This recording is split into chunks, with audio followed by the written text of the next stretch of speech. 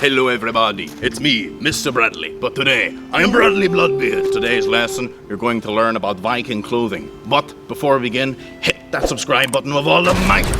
Use Odin's wisdom to answer the starter questions on your screen right now. So today we're going to be learning about the different types of Viking clothing. And I have some of my Viking friends here to show me how are the Viking clothes made. For everybody except the very, very rich, families would have made their own clothes at home. The most common material for making Viking clothes is wool. So this would have started with them plucking the sheep, because in those days they didn't shear them the way that we do now. Turning that plucked wool into yarn and then hand weaving it into cloth before they could even make the clothes. So it is a full-time job for the women and the children in the house. Other thing that is used to produce clothes is linen. Normally linen tunics would have been stitched as one piece on the front and back. Linen was made from flax plant by letting it rot in a pool and then beating it into a fibre, which could then be used to be woven. But this tended to be something that you needed to be a bit wealthier in order to be able to afford linen clothes. And then the other part to making clothing is leather. For shoes, for belts, everything else was done with leather. Leather was made from animal skin that was left in the sun to dry, creating soft, comfortable and waterproof material for them to wear. We're going to talk about the different types of clothing for the Viking men. Can you tell us what the Vikings used to wear? Basic components of any outfit is shoes. If you were rich, you could make nice coloured socks called an alpine sock. You had leg wraps just to protect your legs from getting caught on stuff. You would have your trousers. You would have had your linen tunic underneath if you were rich. I'm really rich. If you weren't, you then had your wool tunic, and then you have your belt, and you would have carried your pouch, everything you needed on a day-to-day basis on that. The final component is whenever it gets really cold, then you obviously have your cloak, but this isn't the cloak, it's also your blanket or your pillow. This is what you sheltered under whenever you're out travelling at night. Okay, now we're going to be talking about the women's clothing. So I'm dressed fancy as if I were going to a feast or just out somewhere nice. So I'm in a linen dress with finger braiding around the hems.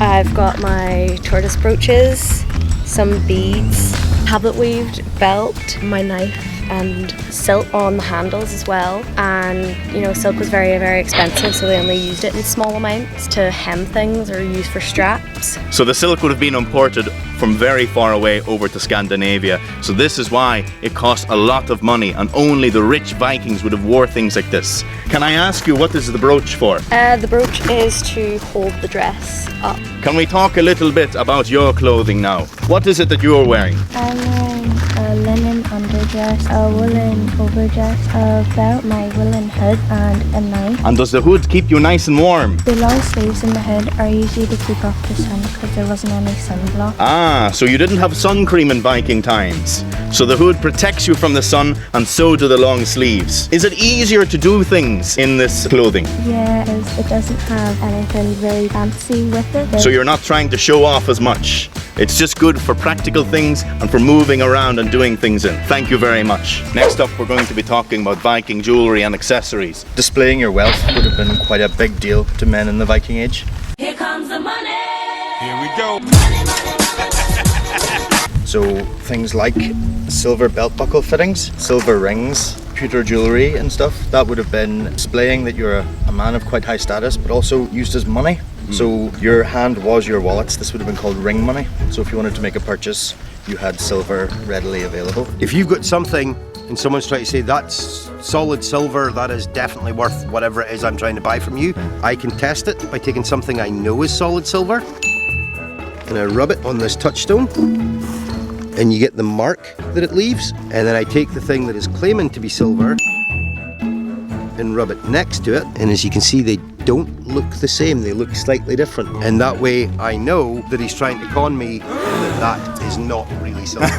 Why you always lying? not just precious metals, but also with their crafts. They would have displayed status. As you can see here, they would have embroidery on the wool tunics. Another type of decoration was tablet weaving, which was used to decorate the hems and ends of tunics, and also as well would have been decorative stitching in quite complex patterns. Did the Vikings care about their appearance? Oh, absolutely. Vikings very much did. Things like spoons for removing earwax from your ear, combs made of bone. All of these things have been found in archaeological digs from the Viking Age. Adam was just explaining why baggy trousers are cool in the Viking times. That, you know, I have so much money, I can have a pair of trousers with a ridiculous amount of fabric in. Clothing varied depending on how rich the Viking was and where they came from. In fact, clothing is very difficult for us to know what the Vikings actually wore, because they all wore different things. Most clothes rotted away, and there's lots of different ideas for what the Vikings actually wore. Recap time! The Vikings made their own clothes from things like fur, linen, wool and leather. The clothing they wore varied from where they were from and how rich they were, but men typically wore tunics, cloaks, boots and different items of jewellery, while the women typically wore strapped long dresses with brooches to hold it up, long sleeve clothing and hoods, lots of different types of jewellery and pins. And so we've come to the end of our video about Viking clothing. If you enjoyed it, give it a like and don't forget to check the other videos on my channel. Don't forget to hit that subscribe button with all the might of Thor. And as always,